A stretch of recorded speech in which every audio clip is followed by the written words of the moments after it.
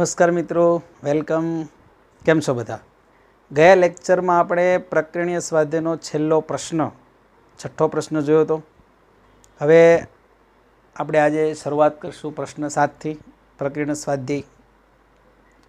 तो एनो जे प्रश्न 7 छे एमां तमने कीधुं छे के कोईपण गण ए अने बी माटे पी ऑफ ए योग पी ऑफ बी बराबर पी ऑफ ए योग बी सत्य छे।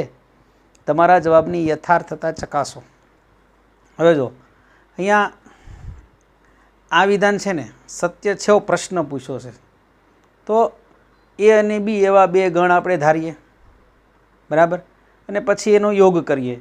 ए नो घातगण, बी नो घातगण अने ए योग बी नो घातगण, अने पछी आ बेना घातगणनो आपणे योग करीए। तो जो बे परिणाम समान आवे बराबर तो ए जवाब साचो छे। हाँ, समान आवे क्यारे आवे? जो ए बराबर बी होय तो समान आवे। जो आ बंने समान गण होय तो समान ए योग बी नो घातगण ए समान थशे। पण एवुं जरूरी नथी कि ए अने बी समान गण ज होय। जो ए बराबर बी होय तो आ विधान सत्य छे। जो ए अने बी समान गण न होय, ए अने बी समान गण न होय तो आ विधान सत्य नथी। ए आपणे साबित करवानुं छे, चकासवानुं छे। तो आपणे बे गण धारी लईए बराबर। तो ध्यान आपजो। धारो के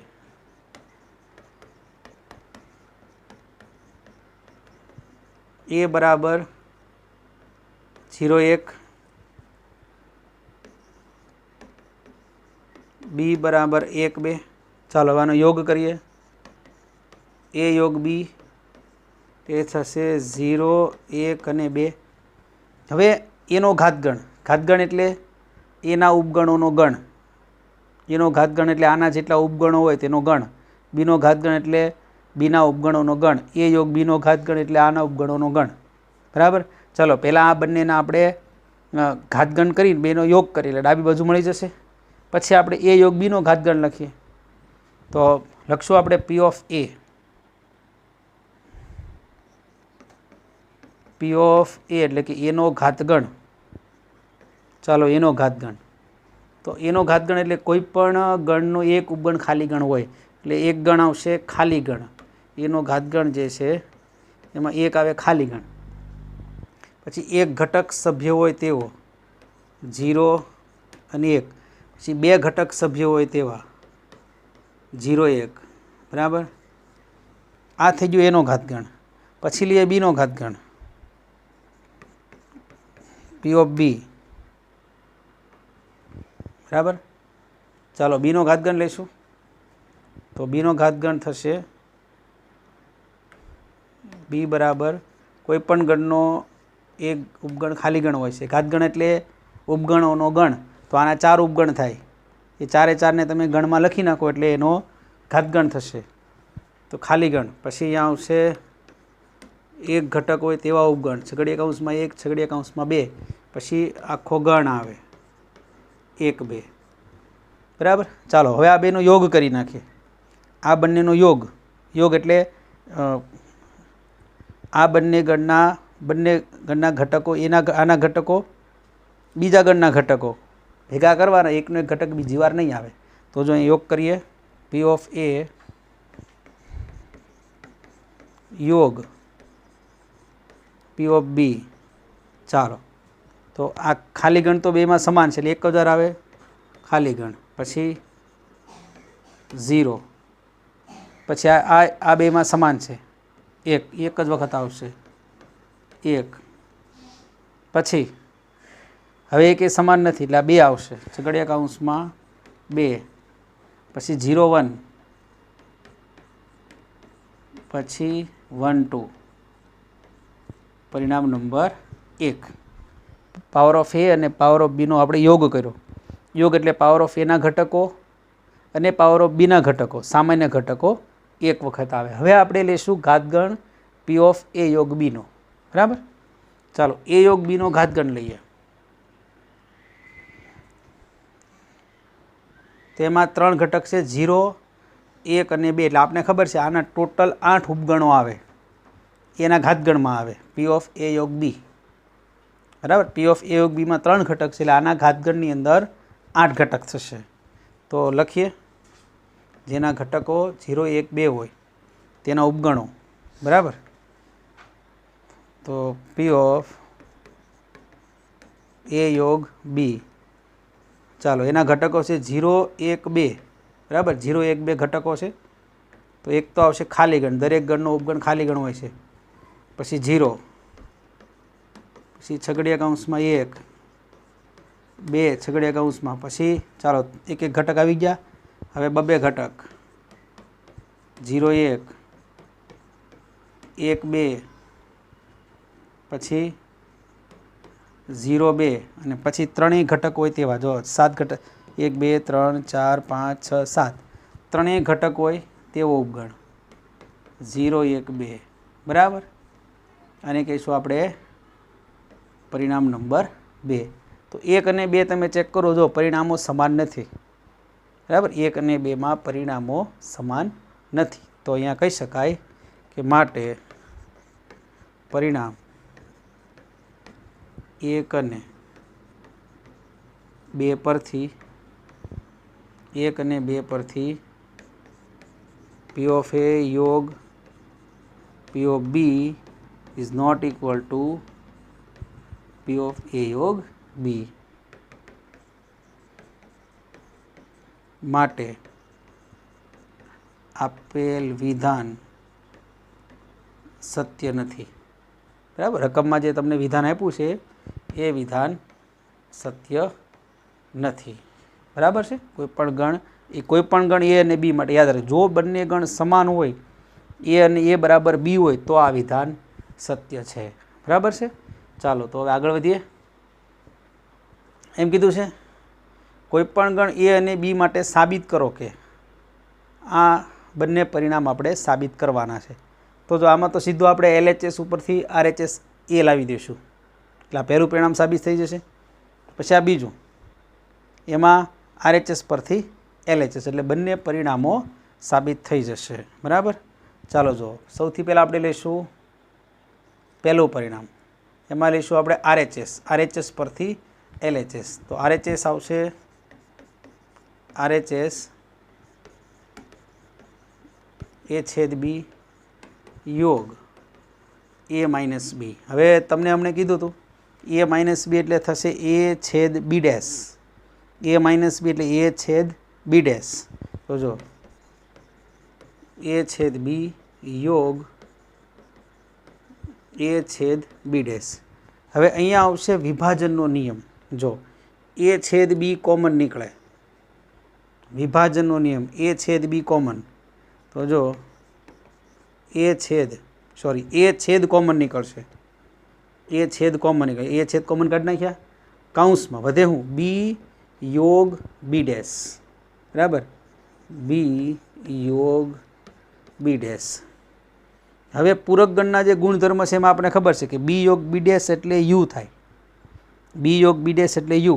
બરાબર. પૂરક ગણના જે બે ગુણધર્મ છે ખાસ યાદ રાખજો, જે ઉપયોગી છે આ પ્રશ્ન માટે, કે કોઈપણ ગણ એ અને તેનો પૂરક ગણ, કોઈપણ ગણ એ અને તેનો પૂરક ગણ જો એનો યોગ કરવામાં આવે તો U થશે, અને A છેદ A ડેશ તો ફાઈ થશે. બરાબર. આ છે પૂરક ગણના ગુણધર્મો. તો અહીંયા જો B યોગ B ડેશ એટલે થશે U, સાર્વત્રિક ગણ U એટલે A છેદ U. હવે અહીંયા તમે જુઓ તો છેદ અને યોગમાં U સૌથી મોટો ગણ છે, તો આપણે ખબર છે છેદમાં નાનો ગણ આવે, તો આ બંનેમાં A નાનો ગણ છે. અહીંયા બાજુમાં અહીંયા વિભાજનનો નિયમ કારણમાં લખી દેવું, વિભાજનનો નિયમ અહીંયા કારણ વિભાજનનો નિયમ. બરાબર. અહીંયા B યોગ B ડેશ બરાબર U થશે. બરાબર. એમાં આ તમે કારણ લખી શકો, A યોગ A ડેશ બરાબર U. કારણ A યોગ A ડેશ બરાબર U. તો આ થશે બીજું, કે આપણે ખબર છે કે U છે એ સૌથી મોટો ગણ છે એટલે A છે આનો ઉપગણ કહેવાય. તો છેદમાં નાનો ગણ આવે એટલે U અને એમાં A નાનો ગણ છે એટલે એ આનો જવાબ આવશે। એ જવાબ એટલે એ RHS આપણે લીધી હતી અને એના બરાબર શું થશે? એના બરાબર થશે LHS। બરાબર છે? ચાલો હવે બીજું પરિણામ શું છે? બીજું પરિણામ છે LHS પરથી આપણે RHS લાવીએ, A યોગ B માઇનસ A। બરાબર, બીજું પરિણામ એમાં જ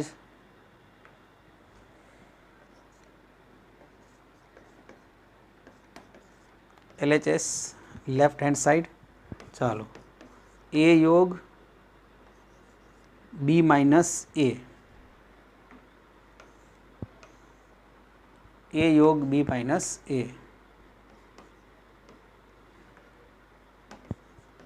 ચાલો અહીંયા ફરીથી એ જ વસ્તુ, B માઇનસ A એટલે B છેદ A dash, B minus A તફાવત ગણને બીજી રીતે લખાય, A યોગ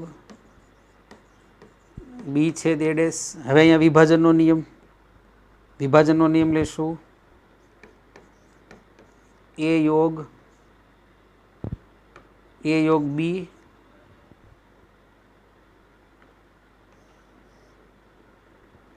ચાલો A યોગનું B સાથે વિભાજન એટલે કાઉન્સ થશે, કાઉન્સમાં A યોગ B, પછી વચ્ચે આવે છેદ, પછી કાઉન્સમાં A યોગ A ડેશ, યોગનું છેદ પર વિભાજન। કારણ લખશું, કારણ વિભાજનનો નિયમ। બરાબર, ચાલો આગળ વધીએ। અહીંયા તમે જુઓ A યોગ A ડેશ, તો A યોગ A ડેશ એટલે આપણે હમણાં કીધું હતું U થશે, A યોગ A ડેશ એટલે સાર્વત્રિક ગણ U। તો જો અહીંયા લખી શકાય બરાબર A યોગ B છેદ સાર્વત્રિક ગણ U। હવે ફરીથી બે ગણ તમને જ્યારે આપ્યા હોય, બે ગણ બરાબર, આ એક ગણ છે A યોગ B અને આ છે U, બંનેનો છેદ કરવો છે। તો આ બેમાં તમને ખ્યાલ છે કે આ બંનેમાં આ છેદ U છે સૌથી મોટો ગણ આવે અને આ U અને A યોગ Bમાં આ યોગ છે એ નાનો ગણ હોય આ બંનેમાં, તો છેદ ગણમાં નાનો ગણ આવે એટલે તમે લખી શકો બરાબર A યોગ B। બરાબર, તો LHS પરથી સાબિત થયું RHS। ઓકે, તો આ એમાં ને એમાં બંને પ્રશ્ન સાબિત થયા। બરાબર છે, એક જ પ્રશ્ન અંદર સીધું તમે LHS પરથી RHS પરથી LHS, બરાબર, RHS પરથી LHSમાં અહીંયા શું લીધું આપણે? વિભાજનનો નિયમ। આમાં વિભાજન છૂટું પાડ્યું, A યોગ B કોમન, A છેદ કોમન લીધો એટલે B યોગ B ડેશ, B યોગ B ડેશ એટલે U, તો U મોટો ગણ એટલે આ બંનેના છેદમાં A આવે એટલે LHS થયું। સેમ વસ્તુ આ જ પ્રશ્નમાં છે, B છેદ A dash, B minus A એટલે એને આપણે B છેદ A ડેશ પણ લખી શકાય।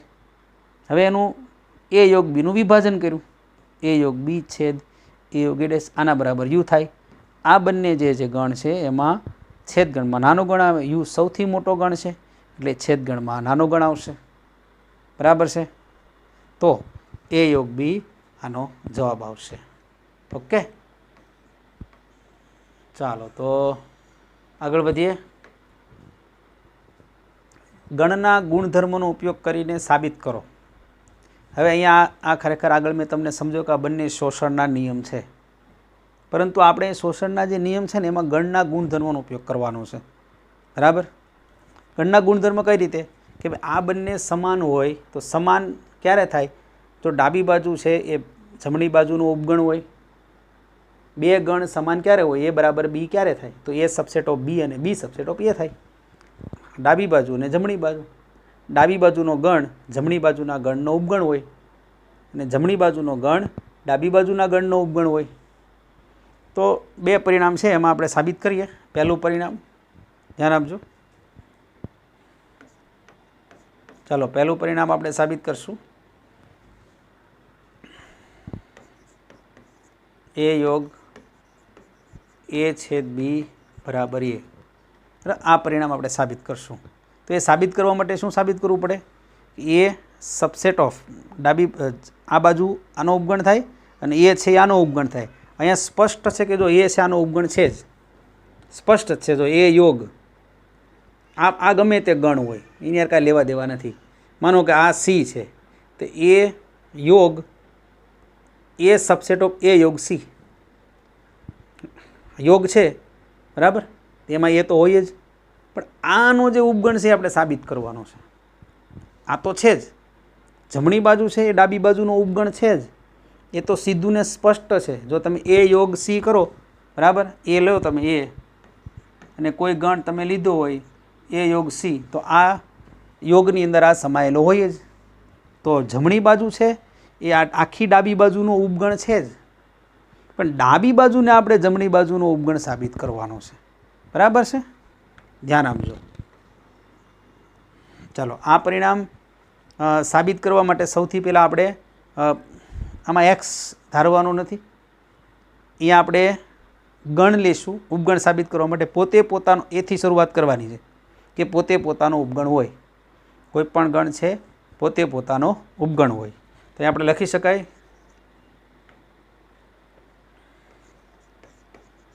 અહીં એ સબસેટ ઓફ એ, બરાબર છે. એ સબસેટ ઓફ એ ઉદાહરણ સાથે સમજાવતો જાઉં એટલે ખ્યાલ આવી જાય તમને.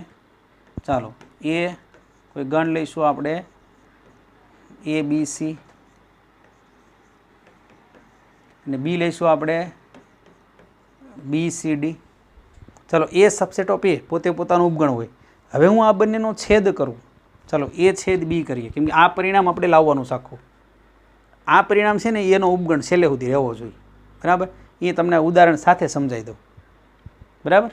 આ પરીક્ષામાં તમારે લખવાનું પણ સમજો એટલે તમને ખ્યાલ આવી જાય કઈ રીતે એનો ઉપગણ બનતો જાય છે, બરાબર. તો જો હું એ છેદ બી કરું, એ છેદ બી શું થશે? એ છેદ બી થાય બીસી. તો જો એ છેદ બી એનો ઉપગણ છે. એક તો જો પોતે પોતાનો ઉપગણ છે, જો એનો બી સાથે છેદ કરવામાં આવે માટે એ છેદ બી સબસેટ ઓફ એ પોતે પોતાનું ઉપગણ હોય. જો તમે એ છેદ બી કરવામાં આવે તો પણ એનો ઉપગણ થશે. હવે આ એ છેદ બીનો તમે એ સાથે યોગ કરો. ચાલો, આ બેનો યોગ કરીએ, આ બેનો યોગ કરીએ. એ યોગ એ છેદ બી. ચાલો, બંનેનો યોગ કરો તો બંનેનો યોગ કરો એટલે શું મળશે તમને? એ બી સી. તો પણ આ એનો ઉપગણ થશે. જો આ છે એનો ઉપગણ થશે, બરાબર. તો તમે કહી શકો માટે એ યોગ એ છેદ બી સબસેટ ઓફ એ. તેમજ આ એ છે આ સાબિત શું કર્યું? ડાબી બાજુ છે જમણી બાજુનો ઉપગણ સાબિત થયો, બરાબર. તેમજ એ સબસેટ ઓફ એ યોગ એ છેદ બી. આ સાબિત કરવાનું રહેતું નથી, આ તો સીધું સાબિત જ છે કે એ છે આ એ યોગ એ છેદ બીનો ઉપગણ હોય જ. પણ આનો ઉપગણ છે એ આપણે આ ઉદાહરણ સાથે સાબિત કર્યું. જોઈ લો, આમાં બે હરખા સમાન ગણ જ થાય એ તો ઉદાહરણથી પણ સાબિત થઈ શકે. જો આ છે એ યોગ એ છેદ બી એમાં સમાયેલું છે, એ આપણે સાબિત કર્યું. જ્યારે એ છે એ યોગ એ છેદ બીમાં સમાયેલું છે, બરાબર. તો માટે એમ કહી શકાય માટે એ યોગ એ છેદ બી બરાબર એ, બરાબર છે. અને હવે આપણે પરિણામ નંબર 1 કહેશું. હવે આપણે સાબિત કરીશું બીજું પરિણામ. બીજા પરિણામમાં આપણે આ પરિણામનો ઉપયોગ કરવાનો છે, પરિણામ 1નો. ચાલો, બીજું પરિણામ સાબિત કરીએ. તો બીજું પરિણામ છે એ છેદ એ યોગ બી. એ પણ શોષણનો નિયમ જ છે. બીજું પરિણામ એ છેદ એ યોગ બી બરાબર એ. આ પરિણામ સાબિત કરવું છે, બરાબર. તો એમાં આપણે લઈશું LHS. LHS પરથી આપણે એ લાવશું, બરાબર. ચાલો, LHS લઈએ. LHS એ છેદ એ યોગ બી. ચાલો, એની આ વિભાજનનો નિયમ લઈશું આમાં. આમાં વિભાજન કરીએ તો વિભાજન કરશું એટલે તમને મળશે એ છેદનું વિભાજન, બરાબર. એ છેદનું વિભાજન, એ છેદનું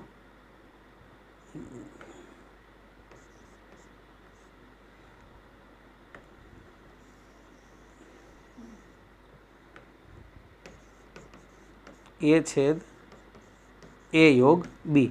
ચાલો, એ છેદનું વિભાજન કાઉન્સમાં, એટલે એ છેદ એ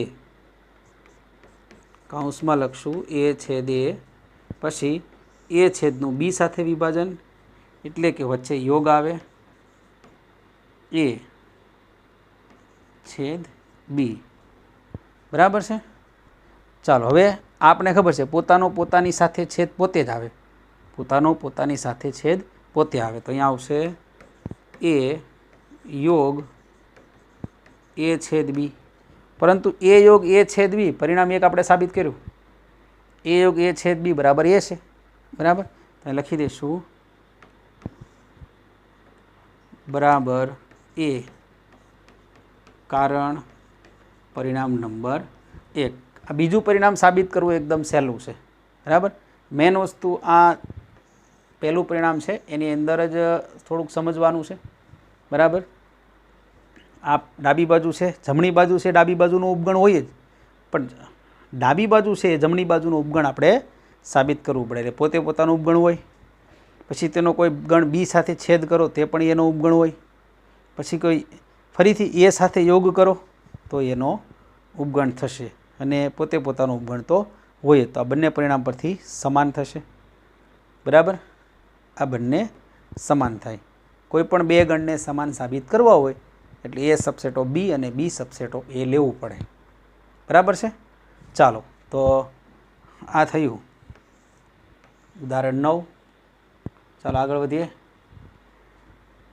સાબિત કરો કે એ છેદ બી બરાબર એ છેદ સી પરથી બી બરાબર સી કહી શકાય નહીં. એટલે આપણે આમાં એ, બી અને સી એવા ઉદાહરણ લેવાના છે, બરાબર. આ જો છેદ સમાન હોય છતાં પણ આ બી અને સી સમાન ન હોય. જો યાદ રાખજો, બી અને સી સમાન ક્યારે થાય કે આ બેના એ અને એ છેદ બી અને બરાબર એ છેદ સી, એ યોગ બી બરાબર એ યોગ સી, તો સમાન થાય. એવો આપણે આગળ એક સાબિત કર્યો દાખલો, પણ એ અડધું હોય ને તો ન થાય. બે શરત હોય તો સમાન થાય. એ છેદ બી બરાબર એ છેદ સી, અને અહીંયા બંને જગ્યાએ યોગ હોય. આ એક શરત અને બીજી શરત આ હોય કે એ યોગ બી બરાબર એ યોગ સી. આ બે શરત હોય ને તો બી બરાબર સી થાય. આ બેમાંથી એક શરત હોય તો ન થાય, બંને શરત હોય તો બી બરાબર સી થશે. બેમાંથી એક શરત હોય તો નહીં થાય. એક જ શરત આપી છે તેનું ઉદાહરણ તમે સરળતાથી લઈ શકશો. તો ધ્યાન આપજો કઈ રીતે આવશે. હવે જો આપણે બંનેનો એ અને બી, એ બી અને સી એવા ધારવાના, એથી એ છેદ બી બરાબર એ છેદ સી થાય. ચાલો આપણે એ લઈશું 1 2 3 4. ચાલો બી લઈશું 3 4 5, બરાબર. હવે એ છેદ બી શું આવશે? એ છેદ બી આવશે 3 4. તો હવે સી આપણે એવો લેવાનો છે કે આની સાથે છેદ સરખો ન આવે, બરાબર. આની સાથે જે છેદ છે બે ઘટક લેવાથી આમાં પાછા આપણે બે એ છેદ સી કરશું એટલે ઘટક સરખા આવશે, બરાબર. તો એ છેદ બી બરાબર એટલે એક ઘટક આપણે ઘટાડી નાખીએ. આની અંદર 3 ખાલી 4 રાખીએ, બરાબર. તો અહીંયા લાગશું આપણે 4 5 6, બરાબર. ચાલો હવે સી. તો બી છેદ સી, આ બેનો છેદગણ કેટલો આવ્યો? આ બેના છેદગણમાં 4 આવ્યા. હવે એ છેદ સી એમાં પણ 4 આવવો જોઈએ, બરાબર. તો લઈશું આપણે 4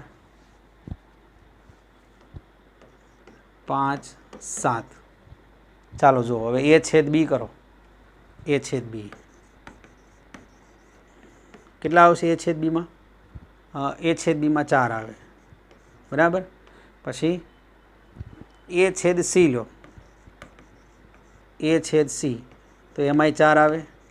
અહીંયા તમે જુઓ કે કે એ છેદ બી બરાબર એ છેદ સી છે, પરંતુ B is not equal to C. જો આ બે ગણ સમાન નથી, આ બંને ગણ સમાન નથી, અલગ અલગ છે. આમાં એક ઘટક 6 છે ને આમાં 7 છે. આ બેનો છેદ ગણ ભલે 4 5 આવ્યો, એની આપણે લેવા દેવા નથી, બરાબર. તો અહીંયા કહી શકો માટે એ છેદ બી બરાબર એ છેદ સી, પરંતુ B is not equal to C, એટલે કે બી બરાબર સી નહીં થાય, બરાબર. આ જે પ્રશ્ન છે તે શું કીધું છે કે બી બરાબર સી કહી શકાય નહીં. B is not equal to C. B અને સી સમાન ગણ નથી. આ ત્રણ, કોઈ પણ ત્રણ એવા લઈએ કાંઈ, આ બેમાં એક ઘટક સમાન લેવાનો, આ બેમાં એક ઘટક સમાન લેવાનો. આમાં બે લીધા, જરૂર નથી એક ઘટક લ્યો તો પણ ચાલશે, બરાબર. ચાલો આગળ વધીએ. 11મું ઉદાહરણ. ચાલો હવે આમાં તમને જે સાબિત કરવાનું છે એમ કીધું છે એ અને બી બે ગણો છે, બરાબર. અહીંયા કીધું છે એ છેદ એક્સ બરાબર બી છેદ X is not equal to 5. આ બે શરતોનો ઉપયોગ કરવાનો છે, બરાબર. આ બંને શરત પક્ષમાં છે, જે તમને પક્ષની રકમ શરત આપેલી છે તે આ રીતે છે, ધ્યાન આપજો. એ છેદ એક્સ બરાબર બી છેદ એક્સ, આ બેનો છેદ સમાન છે, પરંતુ એ ખાલી ગણ નથી, ઇઝ નોટ ઇક્વલ ટુ 5. અને બંનેનો યોગ એ સમાન છે, એ યોગ એક્સ બરાબર બી યોગ એક્સ. હવે સૂચના આપેલી છે કે અહીંયા સાબિત કરો કે એ બરાબર બી, બરાબર. એ છેદ એક્સ બરાબર બી છેદ X is not equal to 5. આ તમે ગણના જે ગુણધર્મો છે એક્સ ધારીને સાબિત કરી શકાય, પરંતુ અહીંયા વિભાજનના નિયમનો ઉપયોગ કરવાનો છે, આનો ઉપયોગ કરવાનો છે. એટલે જો આ એ આપ્યો છે, એ બરાબર આ તમને આપી છે બાજુ, તો એના પરથી તમારે આ બી લાવવાનો છે, એ બરાબર બી થવો જોઈએ વિભાજનના નિયમોની મદદથી, અને એમાં પછી આ શરતોનો ઉપયોગ કરવાનો છે. ચાલો તો આપણે શરૂઆત કરીએ. એ બરાબર બી અહીંયા આપેલું છે સૂચન, એના પરથી શરૂઆત કરીએ અને વિભાજનના નિયમનો ઉપયોગ કરવાનો છે. ચાલો અહીં એ બરાબર એ છેદ એ યોગ એક્સ. હવે જો એ યોગ એક્સ બરાબર તો બી યોગ એક્સ છે, પક્ષમાં આપ્યું છે. અહીંયા આ જે પક્ષ છે યાદ રાખજો, આ રકમ જેટલું આપેલું છે, બરાબર, એ પક્ષ છે. રકમ હોય એ પક્ષ કહેવાય. લાવવાનું છે આપણે એ બરાબર બી, એટલે એ જે આ છે તો આગળ ગણતા ગણતા બી આવી જવો જોઈએ. ચાલો અહીંયા આપણે લખી દઈશું પક્ષમાંથી એ બી યોગ એક્સ. તો જો એ છેદ બી યોગ એક્સ. ચાલો હવે આપણે આનું વિભાજન કરીએ. વિભાજનના નિયમનો ઉપયોગ કરવો છે એટલે વિભાજન કરશું. તો વિભાજન કરો એટલે આવશે અહીંયા છેદનું યોગ પર વિભાજન, છેદનું યોગ પર વિભાજન એટલે એ છેદ બી વચ્ચે યોગ, આ વચ્ચે આવશે એ છેદ બી, પછી અહીંયા આવશે એ છેદ એક્સ, બરાબર છે, એ છેદ એક્સ. હવે ધ્યાન આપજો, એ લખશું આપણે કારણ વિભાજનનો નિયમ. કારણ વિભાજનનો નિયમ. ચાલો એ છેદ એક્સ બરાબર તો બી છેદ એક્સ છે. એ છેદ એક્સ જે છે અહીંયા આની જગ્યાએ અહીંયા આપણે જે મૂક્યું અહીંયા કારણ પક્ષ લખી દઈશું. અહીંયા કારણ પક્ષ, અહીંયા ફરીથી એ છેદ એક્સ, એની જગ્યાએ શું મૂકવાનું છે આપણે બી છેદ એક્સ. તો જો એ છેદ બી યોગ બી છેદ એક્સ, એમાં પણ લખી દઈશું આપણે કારણ પક્ષ, બરાબર. ચાલો આમાં આપણે ક્રમનો નિયમ લેશું. એ છેદ બી, કેમ કે આપણે વિભાજનનો નિયમ લેવો હોય, બરાબર. અહીંયા જો બી છેદ એક્સ છે અથવા અને અહીંયા છે એ છેદ બી છે, તો અહીંયા આપણે બેમાં ક્રમ બદલાઈ નાખીએ એટલે બી છેદ કોમન નીકળી જાય. લેવાનો છે વિભાજનનો નિયમ જ, પણ વિભાજનના નિયમમાં બી છેદ સામે, જો અહીંયા એ છેદ બી છે, બરાબર, એનું વિભાજન કર્યું યોગમાં. અહીંયા આપણે શું કરવાનું છે બી છેદ કોમન લેવાનું છે, વિભાજનની જગ્યાએ કોમન લેવાનું. તો જો આને ક્રમમાં ફેરવી નાખીએ, તો ક્રમમાં ફેરવો એટલે બી છેદ એ યોગ બી છેદ એક્સ, બરાબર. ચાલો હવે બી છેદ કોમન નીકળી જાય, આ બી છેદ છે એ કોમન નીકળે, વિભાજનનો નિયમ જ કહેવાય એને, બરાબર.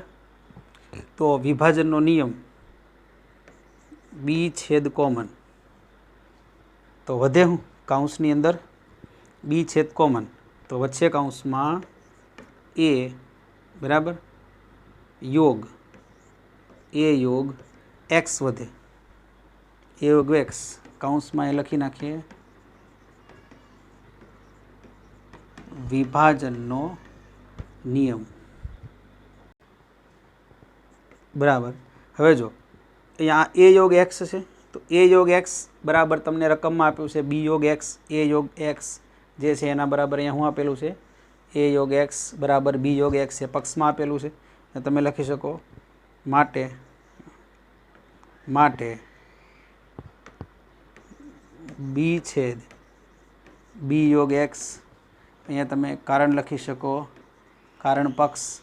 હવે તમે જો અહીંયા જ્યાં જ્યાં આપણે પક્ષ લખ્યું છે કારણ, ત્યાં ફેરફાર શું કર્યો છે, અહીંયા જુઓ જ્યાં પક્ષ લખ્યું છે ત્યાં શું કર્યું છે, બી યોગ એક્સની જગ્યાએ કેટલા લખ્યા, જો સૌથી પહેલાં એ યોગ એક્સ એની જગ્યાએ બી યોગ એક્સ લખ્યું, પછી વિભાજન કર્યું, પછી એ છેદ એક્સ એની જગ્યાએ બી છેદ એક્સ કર્યું, અહીંયા પક્ષ, પછી પાછું અહીંયા ક્રમનો નિયમ લીધો, આની અંદર લીધો ક્રમનો નિયમ, પછી ફરીથી વિભાજનનો નિયમ લીધો, વિભાજનનો નિયમ લઈ અને એ યોગ એક્સની જગ્યાએ શું લીધું, બી યોગ એક્સ. હવે અહીંયા તમે જો તો શોષણનો નિયમ આવે, બરાબર. આગળ મેં તમને કીધું તેમ કે આમાં વિભાજનનો જ નિયમ છે, પરંતુ બે સમાન ગણ છે, તો બે સમાન ગણ હોય, બરાબર, તો ત્રીજાનું શોષણ થાય, તો એક્સનું શોષણ થાય, એટલે અહીંયા આનો જવાબ આવશે બી. તો સાબિત થયું માટે એ બરાબર બી, બરાબર છે.